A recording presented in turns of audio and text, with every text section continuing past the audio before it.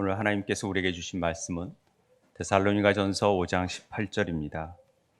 데살로니가전서 5장 18절 말씀 한 절만 보도록 하겠습니다. 너무나도 잘 아는 말씀입니다. 제가 가진 성경 신약 332쪽입니다.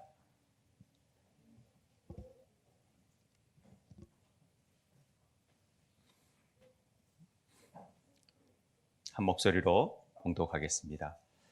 범사에 감사하라. 이것이 그리스도 예수 안에서 너희를 향하신 하나님의 뜻이니라. 아멘. 교회를 개척한 지 10년째 됩니다. 어느 목회자들이 꿈꾸는 것들이 있겠지만은 온 마음으로 하나님을 찬양하고 온 가족들이 함께 모여서 하나님의 성호를 높이는 일을 꿈꾸는 것이 목회자들의 소망 아니겠습니까? 그런데 오늘 이렇게 모든 악기를 동원해서 우리 교인들이 함께 하나님 앞에 찬양을 올리고 또 특별히 이렇게 부부가 하나님 앞에 찬양을 올리는 모습을 보니까 정말 가슴이 벅차 오르는 감격이 있습니다. 그리고 감사가 있습니다. 저희가 한 주간의 통독을 하면서 그 통독의 본문을 가지고 설교를 하는데 마침 사도행전을 우리가 읽고 있다가 갑자기 이제 2차 전도 여행을 통해서 바로 데살로니가 전서를 읽게 되었잖아요. 그런데 마침 본문이 또 감사의 본문을 해야 되는데 뭘 할까 고민하는데 오늘 본문이 범사에 감사라는 말씀을 데살로니가 전서 말씀을 대하게 되는데 거기에 감사가 왜 이렇게 많은지 바울의 감사가 감사하라 감사하라 내용들이 참 많아가지고 우리가 생각하는 것들을 통해서 하나님은 우리가 생각하는 이상의 것들을 바라보게 하시고 결국에 가서는 그 우리가 생각하는 것들을 내 중심에 살면서 하나님의 중심으로 바라보게 하는 것을 보게 됩니다. 그래서 아마 하나님께서는 우리의 삶 속에서 이 생각하라를 잘 하다 보면은 thank you, 감사가 되는 것 같아요. think 하다 보면은 thank you. 그래서 감사의 그 어원이 think에서부터 되었다 얘기하는데요. 이 나 중심에서 생각하다가 늘 하나님을 향하여 나아갈 때 우리의 삶에 진정한 감사가 나온다라는 것을 우리는 볼 수가 있습니다. 데살로니가 전서의 배경은 이렇습니다.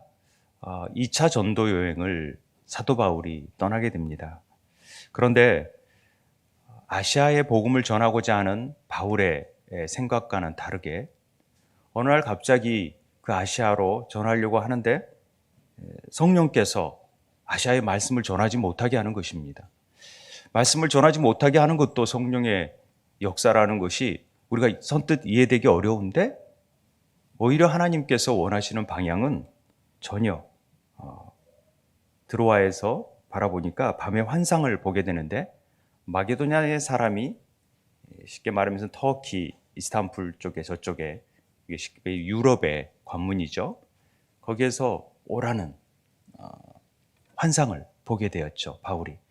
그러면서 그쪽으로 복음을 전하라는 성령의 사인을 깨닫게 됩니다. 그래서 건너가서 처음으로 복음을 전한 곳이 빌립보 교회가 이루어지는 것을 우리는 통독을 통해서 알고 있습니다. 그런데 루디아를 통하여서 빌립보 교회가 세워지지만은 혹독한 대가가 있었죠. 아마 귀신 들린 여종을 치유하던 사건을 경험하게 됐는데 그 여종의 수입이 끊어지니까 점치던 일들을 통해 수입이 끊어지니까 바울과 그 일행들을 감옥에 가두지 않습니까? 그래서 우리가 잘 아는 바울과 실라가 감옥에서 막 찬양하고 기도하니까 옥문이 막 열려지고 그런 사건이 바로 이 빌립보에서 있었던 사건입니다. 그런데 그들을 감옥에 가둔 제목이 성을 소란케 하고 받지도 못할 풍속을 전한다라는 것이었죠. 그러므로 감옥에 가두었지만 하나님의 역사로 착고가 열리고 간수가 이 일을 보고 놀래가지고 자결을 하려는 것을 우리 여기 있으니까 자결하지 말라 그러면서 그 집이 온 가족이 구원을 받는 내용이 사도행전에서 우리가 읽었던 말씀입니다. 그런데 거기에서 바로 그 다음에 간 곳이 바로 데살로니가였습니다. 데살로니가에서는 그렇게 오래 머물지 않습니다. 한 3주 정도 머물렀던 것 같아요. 바울이 복음을 전하는데 적지 않은 헬라인 큰 무리와 귀부인들도 복음을 받아들였다라는 얘기를 듣습니다.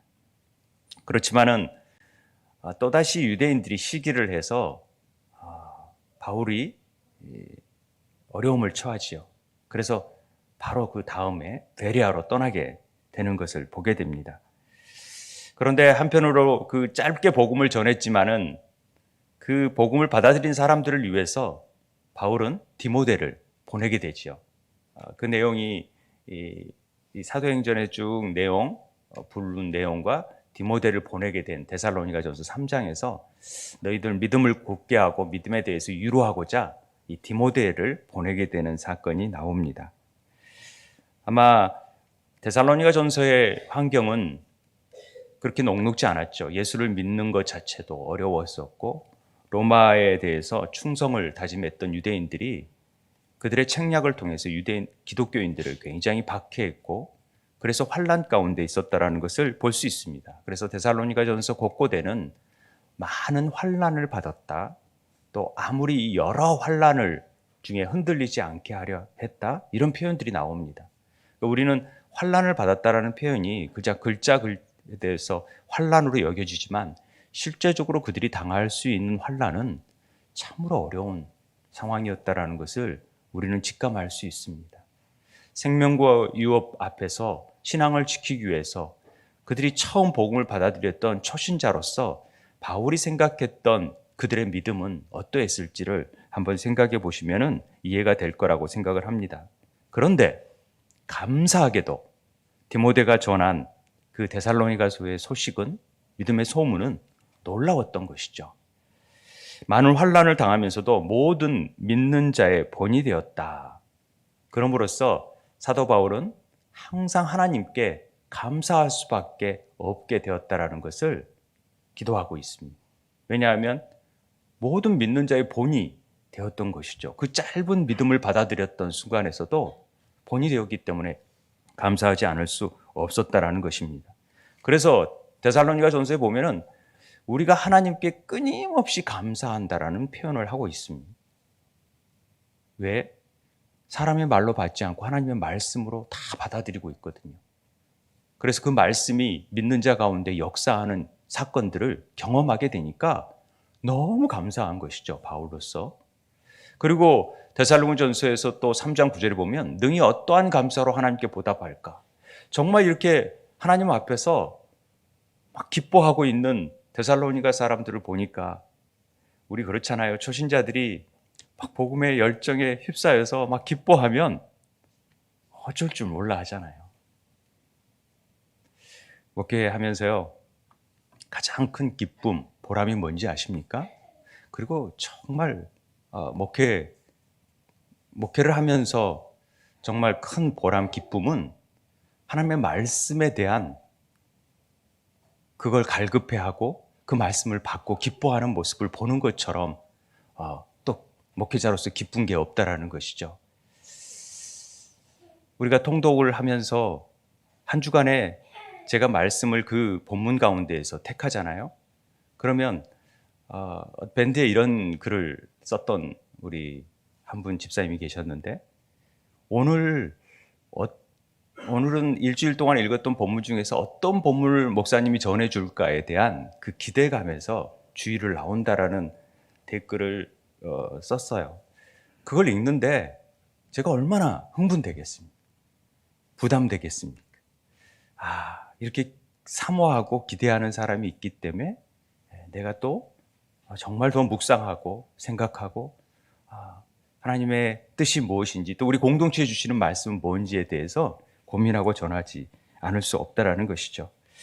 이런 모든 게 참 감사한데 결과적으로 그런 모든 환난 가운데서도 바울은 범사에 감사하라 이런 얘기를 하고 있습니다. 이것이 그리스도 예수 안에서 너희를 향하신 하나님의 뜻이라는 것. 쉬지 말고 항상 기뻐하라, 쉬지 말고 기도하라도 다 포함되겠지만은 결과적으로 감사가 결론인 것이죠. 모든 삶에. 그래서 그런 격려를 하기 위해서 이 데살로니가 전서를 쓰면서 이런 바울의 감사가 우리 삶에 어떤 영향을 미치고 또 어떤 결과를 이루었는지, 그리고 왜 감사하라 하는지를 우리가 한번 더 생각해 보고자 합니다. 범사에 감사하라는 명령입니다. 하지 말라가 아니라 해야 되는 당위성을 가지고 선택의 여지가 없습니다. 그냥 감사하라는 것이죠. 제가 제목을 범사에 감사하라로 안 적고 내일도 감사라고 적었습니다. 왜냐하면 범사에 감사하라는 말이 너무 많이 들어서 그런지 그냥 너무 익숙하게 듣는 것 같아요. 그런데 어제도 감사, 오늘도 감사, 내일도 감사, 매일, 매일, 매 순간 감사라는 측면으로 내일도 감사, 내일, 나의 일도 감사, 투모로우, 내일도 감사, 이런 마음으로 적었습니다. 내일을 감사해야 되고, 특별히 내일에 뭘 감사해야 됩니까? 우리 찬양대 멘트 하면서 우리가 구원받은 것, 나를 구원하신 하나님의 은혜를 감사할 수밖에 없다. 내일의 감사. 그래서 이런 중의적인 의미로 제가 내일도 감사라는 말을 제목으로 한번 담아봤습니다. 바울이 개인적인 만족보다는 그의 감사의 내용을 보면은 늘 하나님께 감사하는 것을 볼 수가 있습니다. 그들의 믿음의 사랑, 수고, 염려들을 통해서 믿음이 자라고 있는 것을 볼 때 하나님께 감사하는 내용을 우리에게 보여주고 있죠. 환난과 어려움 가운데서도 믿음을 지켜가면서 애쓰고 있는 모습들을 바라보는 바울의 마음은 하나님께 무엇보다도 감사하지 아니할 수 없었다라는 것이죠. 그런데 우리가 이제 감사에 대해서 굉장히 강조하는 교회 아닙니까? 우리가 목장 모임 때도 늘 감사의 제목을 한 가지씩 내라.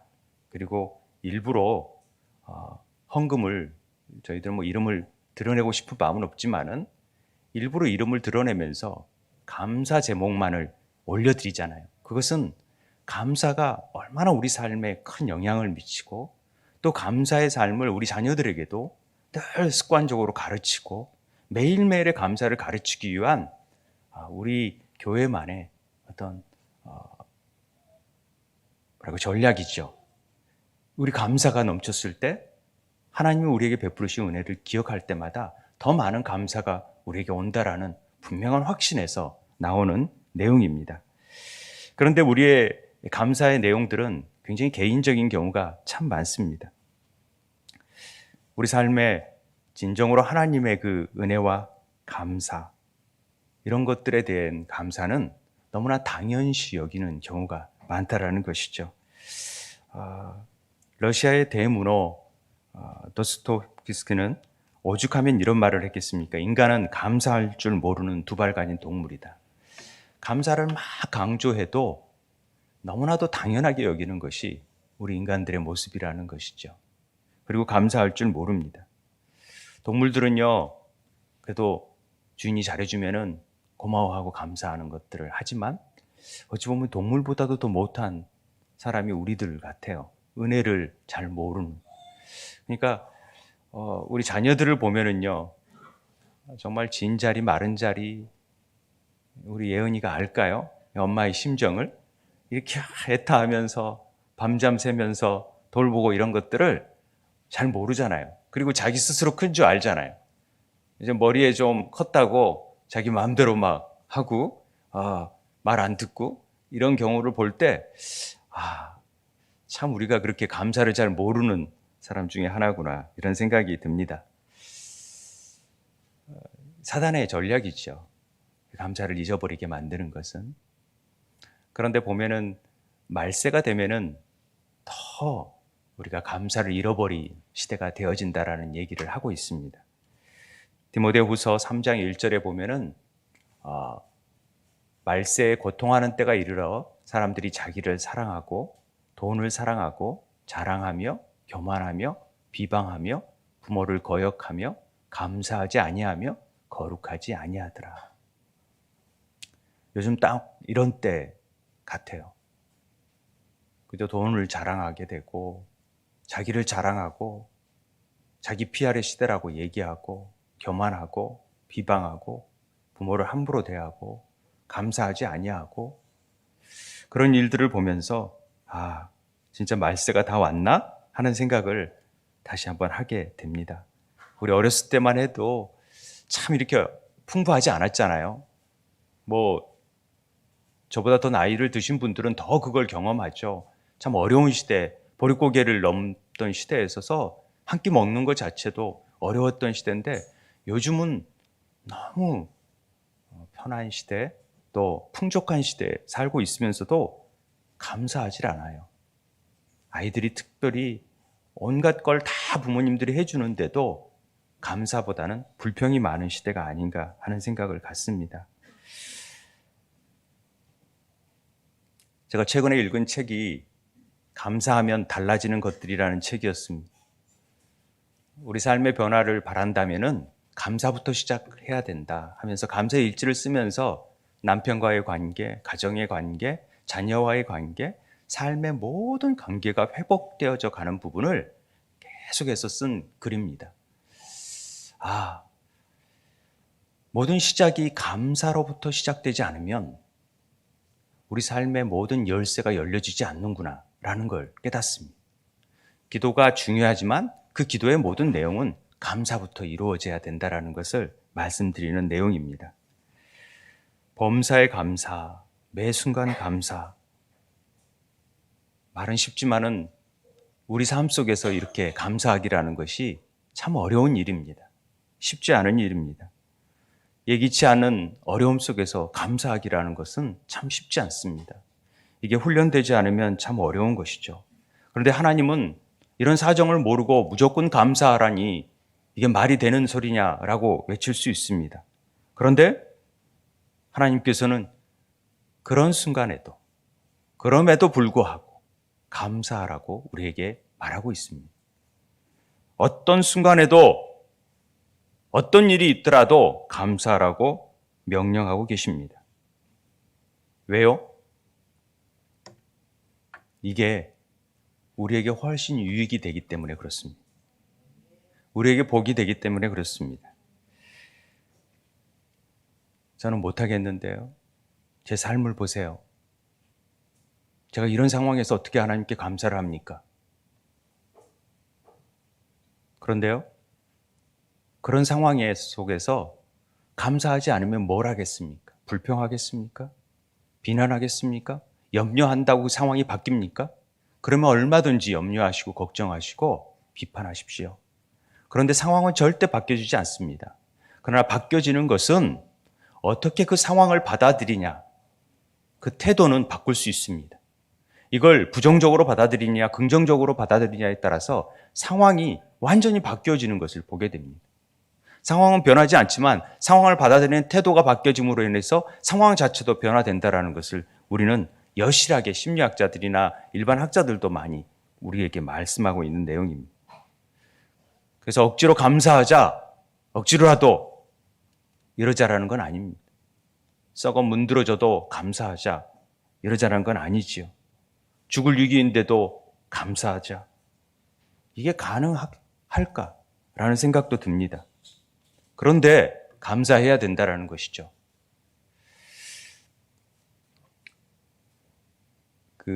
제가 유일하게 좀 잘 보는 프로가 하나 있습니다. 유키즈 언더 블럭인가? 다양한 사람들이 만나서 삶의 매 순간순간들의 자기의 삶이 여기까지 오게 된 배경들을 얘기하는 프로입니다. 그런데 다음 주에 수요일 날 방영을 하나 보더라고요. 근데 저는 이제 가끔 제 방송을 보니까 거기에 션이라는 가수 션이라는 사람이 나온대요. 광고를 하길래 좀 관심 있게 봤어요. 왜냐하면 션이 워낙 기부도 많이 하고 그리스도인의 본을 보이는 삶을 많이 사니까. 근데 보니까 그 짧은 그 예고편 중에 자기는 화를 내본 적이 없대요. 야, 이런 사람이 가능할까? 그런 사람이 있더라고요. 제 사위될 사람이 와서 성품을 물어보니까 화를 내본 적이 없대요. 그래서 무조건 합격이다. 제가 그랬거든요. 죄송합니다. 살면서 어떻게 화를 안 내나. 그런데 이제 그 얘기를 잠깐 전이하더라고요. 자기가 어떤 상황 속에서 정말 죽음의 위기를 맞이한 적이 있었는데 차를 운전하고 가는데 옆차가 누가 끼어든 거죠. 끼어들었는데 갑자기 끼어드니까 이게 막 우왕좌왕하는 바람에 정말로 사고가 나서 죽는구나 라고 생각을 했대요. 그러면서 막 이렇게 혈관에서 어떻게 보니까 딱 살아났대요. 그러면서 자기에게 훅 나오는 말이 뭐였는지 아십니까? 이게 예고편에 이렇게 돼 있어요. 제 입에서 툭 튀어나오는 게 다음에 보세요. 뭔지. 근데 뭐였냐면 이락이 아니가 감사하다. 딱 그 말을 했대요. 그러니까 이제 사람들이 너무 놀라는 거죠. 당연히 저도 사실은 운전할 때 보면은 확 나오거든요. 누가 이렇게 내가 죽을 뻔한 상황이 됐을 때는 무의식적으로 그게 나오는데 입에서 튀어나온 말이 하나님 감사합니다. 이 말이었다라는 거죠. 살면서 우리 그리스도인들이 툭 튀어나올 수 있는 언어가 늘 하나님이 우리를 지켜주시고 돌보아 주신다라는 이 감사라는 고백이 나와야 되겠다라는 생각을 해보았습니다. 바울이 수많은 매질과 죽음의 위기 앞에서도 그는 항상 기뻐하라, 쉬지 말고 기도하라, 범사에 감사하라라고 어떻게 말할 수 있었을까요? 40에 감한 매를 5번이나 맞으면서도 기뻐하라, 감사하라. 이게 말이 쉽지 이게 가능한 일이 아닙니다. 그런데 사도 바울은 그 원리를 알고 있었죠. 이게 단순히 우리의 생각과 하나님의 생각은 다르잖아요. 그런데 우리는 3차원적으로 생각을 해요. 그래서 시간의 흐름 속에서 되어지는 일을 바라보고 있기 때문에 지금 되어지는 일들이 어려우니까 거기에 실망하고 염려하지만 하나님은 차원을 넘어서잖아요. 그러니까 되어진 일들을 이미 알고 계시잖아요. 시종을 알고 계시니까. 그러니까 우리가 쉽게 뭐 야구를 본다든지 뭐 드라마를 본다든지 다 재방송을 본다면 상황을 다 알고 있잖아요. 끝을 다 알고 있잖아요. 그러면 악인이 막 선인을 나쁘게 한다 그런들 그 사람이 어떻게 변화되는지 우리는 잘 알고, 만약에 그렇게 변화된다면 그 사람이 막 나쁜 짓을 하다가 갑자기 병에 걸리다가 나중에 회심해서 정말 사랑하고 좋은 관계로 해피엔딩으로 끝난다 그러면 그 사람에 대해 욕을 할 필요가 있겠습니까? 욕을 못하는 거죠. 아니 경기에 지고 있는데 경기 뒤에 가서 역전시킬지를 안다면 그 잘못했다고 그 선수를 막 욕할 수 있겠습니까? 그러지 못한다라는 거죠. 그렇기 때문에 우리 상황 속에서 지금 되어지는 일들을 놓고 그것만 바라보고 있으면은 감사가 절대 나오지 않지만 우리가 그 차원을 높여서 하나님의 시각으로 바라볼 때 선하신 하나님이 우리의 삶을 통하여서 이런 고난과 역경을 허락하시는 것은 그 일을 통하여서 우리를 더 정같이 나아가게 하고 더 유익을 주려고 이런 고난 가운데 있게 하셨구나라는 것을 깨달아 간다면 그 하나님의 절대적이고 완전하심을 인정한다면 그 선하시고 인자하심 앞에 우리는 감사하지 아니할 수 없다라는 것이죠. 그래서 우리는 범사에 감사라는 말을 우리는 이해할 수 있는 것입니다. 성경 182구절이 감사라는 내용이 나오더라고요. 여러 감사하는 중에서. 그런데 감사라는 단어를 보니까 히브리어에서 딱 2가지가 나와요. 이 야다라는 말이 감사하다라는 말입니다. 히브리어로. 이 야다라는 말은 던지다, 쏘다, 감사하다, 찬양하다, 고백하다라는 말이에요. 그러니까 감사라는 말은 우리가 생각하는 것과 다르게 반드시 하나님께 찬양하고 하나님께 감사하고 하나님께 고백한다는 말이 포함되어 있어요. 야다라는 말 안에는. 그러니까 사람에게 감사한다는 것과는 굉장히 다르죠. 이 야다가, 감사가. 그런데 토다라는 말은 명사예요. 성명사. 감사인데 이 토다라는 말도 감사. 그러니까 이 토다에서, 이 야다에서 유래됐다고 하잖아요. 토다는. 우리 아이들에게 토다라는 말을, 감사라는 말을 가르쳤는데 히브리어 시간에. 그런데 이 토다라는 말에 이 타부라는 말은 십자가거든요.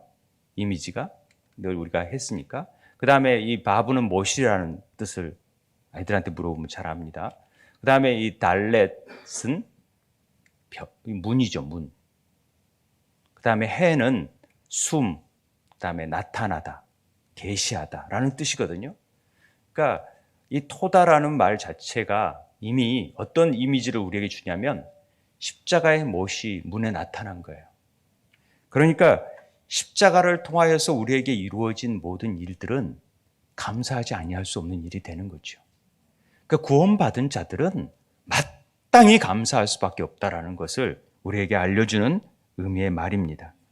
그래서 시편 136편 우리가 잘 알다시피 26절까지가 다 감사가 나오는 내용 아닙니까?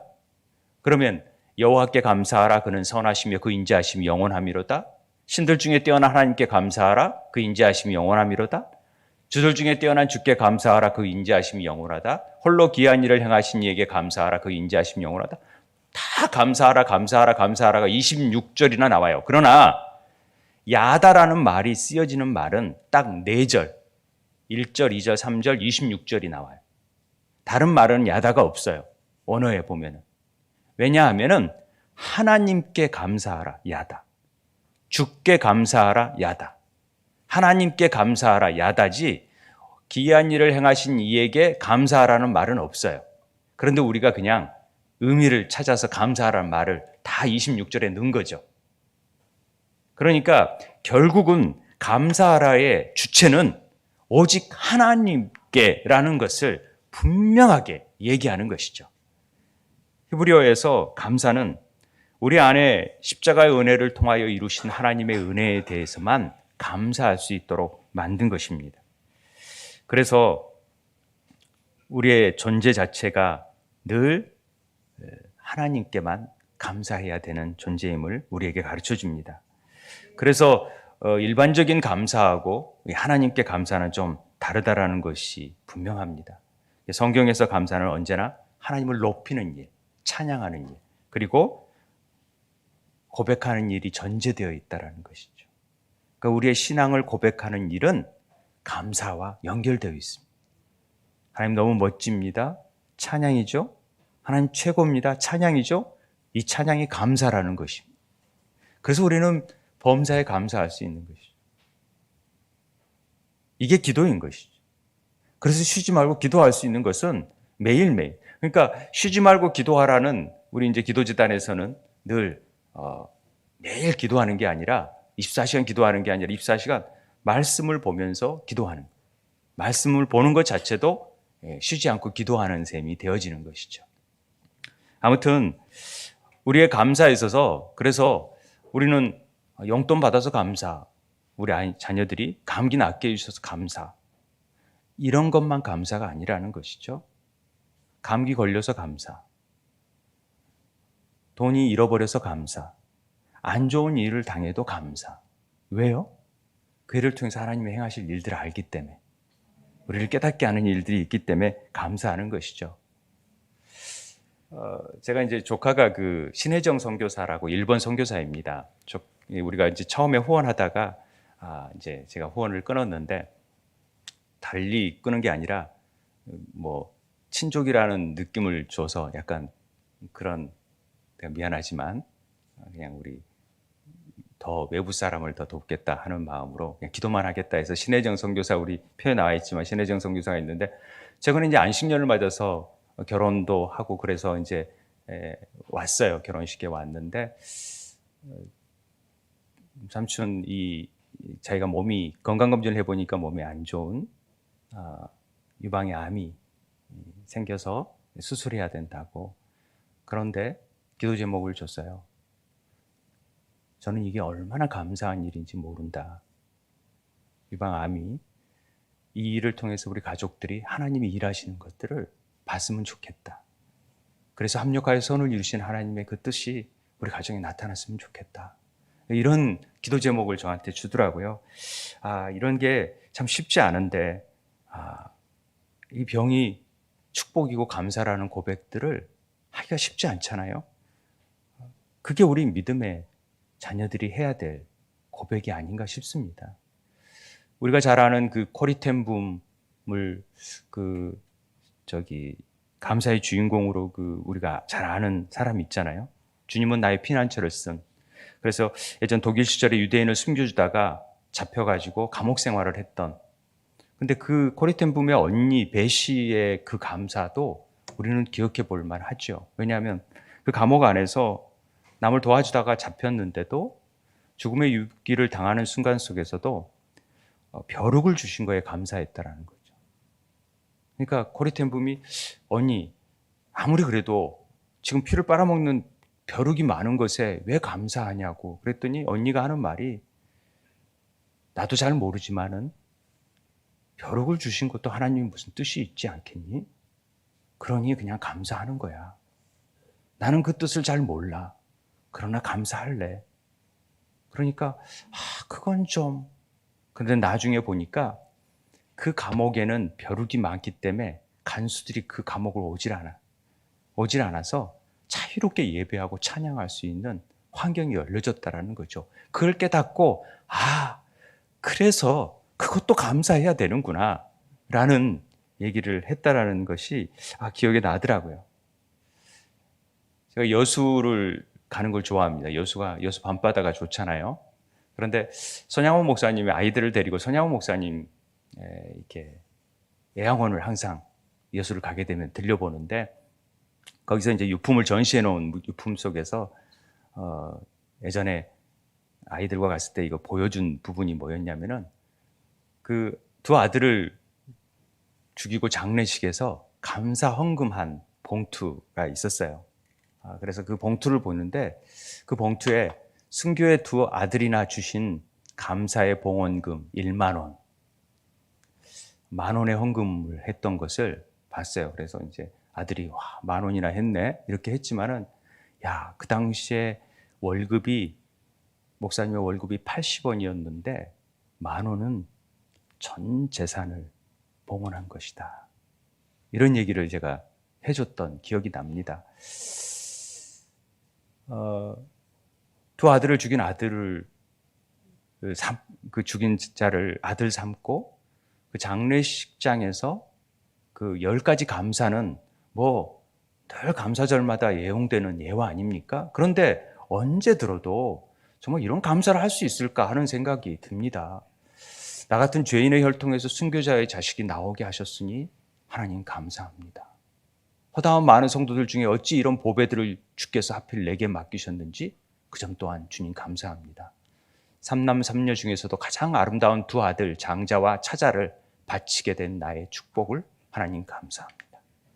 한 아들의 순교도 귀하다거늘 하물며 두 아들의 순교라니요. 하나님 감사합니다.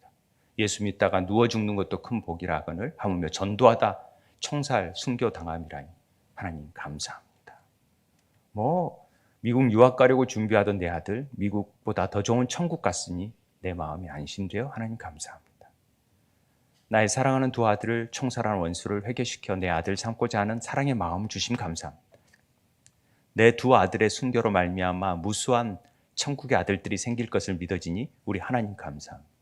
이 같은 역경에서도 이상 8가지 진리와 하나님 사랑을 찾는 기쁜 마음, 여유 있는 믿음 주신 우리 주 예수 그리스도께 감사합니다. 이렇듯 과분한 축복 누리게 되는 것을 감사합니다. 늘 하나님께 감사하고 어떤 상황 가운데서도 감사하는 것을 잊지 않는 것, 저는 이걸 늘 읽을 때마다 가서 한 번씩 읽을 때마다 다 그냥 이렇게 숙연해지고 내가 주어진 것들에 대해서 감사하지 못했던 것들이 회개가 되는 그런 것들을 깨닫게 돼요.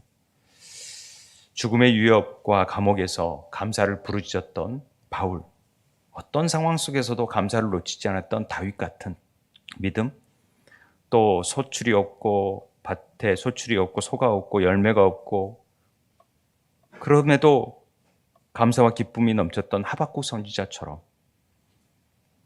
감사할 수 없는 상황에서도 감사를 지어낸 것입니까? 아니라는 것이죠. 구원받은 자들은 이렇게 감사할 수밖에 없다는 것을 우리에게 분명히 가르쳐주고 있습니다. 주의 은혜와 사랑이 있는 자들에게는 감사할 수밖에 없다는 것이죠. 이 범사에 감사하라는 말에 참된 그 헬라어를 보니까 헬라어가 파스더라고요. 히브리어는 콜이라는 말인데 모든, 온갖, 각각의 어떤 것이든 모든 일이든 any and every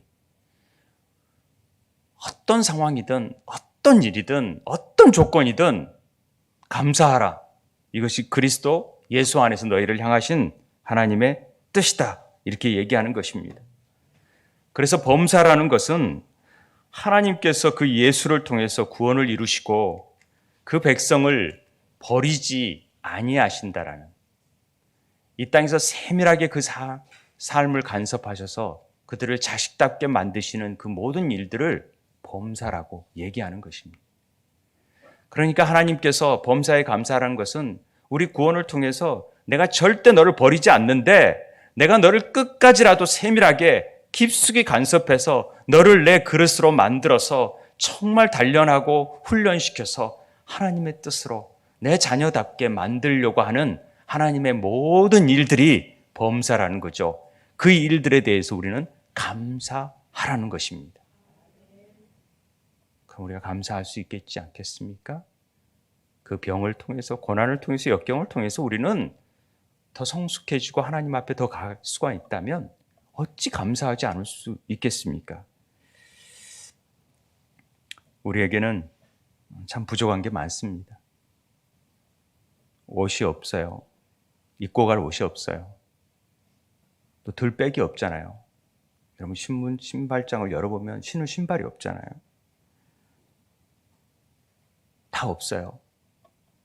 물질, 건강, 지위, 권세, 명예 다 부족해요. 그런데 다시 한번 눈을 열고 바라보면 너무 많잖아요. 바자회 때 내놓은 것 보면은 너무 좋은 옷들이 많이 나와요.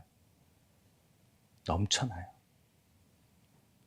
그러니까 받은 복을 세어봐야 되는데 없다라고 보면은 자꾸만 부족한 게 느껴지는 삶 아니겠습니까? 그런데 정말 부족한 게 하나 있어요. 부족한 게 뭐냐면 감사라고 생각합니다. 우리 삶에 그 감사가 부족해요. 하나님께 감사가 부족하니까 모든 게 있어도 감사하지 못하고 불행한 거예요. 그러나 아무것도 없어도 하나님이 사랑이 있으면 우리가 감사하지 않겠습니까? 저는 우리 교인들이 정말 좋은 일에 감사가 넘쳤으면 좋겠습니다. 그래서 많은 좋은 일들이 생겼으면 좋겠습니다. 그런데 나쁜 일에도 감사했으면 좋겠습니다. 하나님의 뜻을 알잖아요, 우리가. 선하신 하나님의 뜻을 안다면 나쁜 일이 생겨도 하나님, 나쁜 일이 생겼네요? 감사합니다. 이런 일이 생겼네요? 감사합니다. 그리고 그냥 너무 당연한 것도 감사했으면 좋겠어요. 좋은 일, 나쁜 일? 너무 당연하고 그냥 이거 뭐 당연한 거지? 당연하지? 제가 2% 제일 싫어합니다. 당연하지? 우리 삶에 당연한 게 없어요. 모든 게 하나님의 섭리 안에서 이루신 일이라는 것을 절대 잊지 않았으면 좋겠습니다. 그래서 당연하다 생각하면 감사해요, 진짜. 당연히 내가 밥 먹고, 당연히 내가 화장실 가고, 당연히 내가 걷고, 당연히 예배 드리고, 이거 얼마나 감사할 일입니까? 이런 감사가 넘쳐났으면 좋겠습니다. 마지막으로 영국의 시인 조지 허버트가 쓴 아름다운 시 하나만 남기고 마치도록 하겠습니다. 하나님, 당신은 내게 너무 많은 것을 주셨습니다. 이제 한 가지가 더 필요합니다. 더 주십시오. 감사하는 마음을.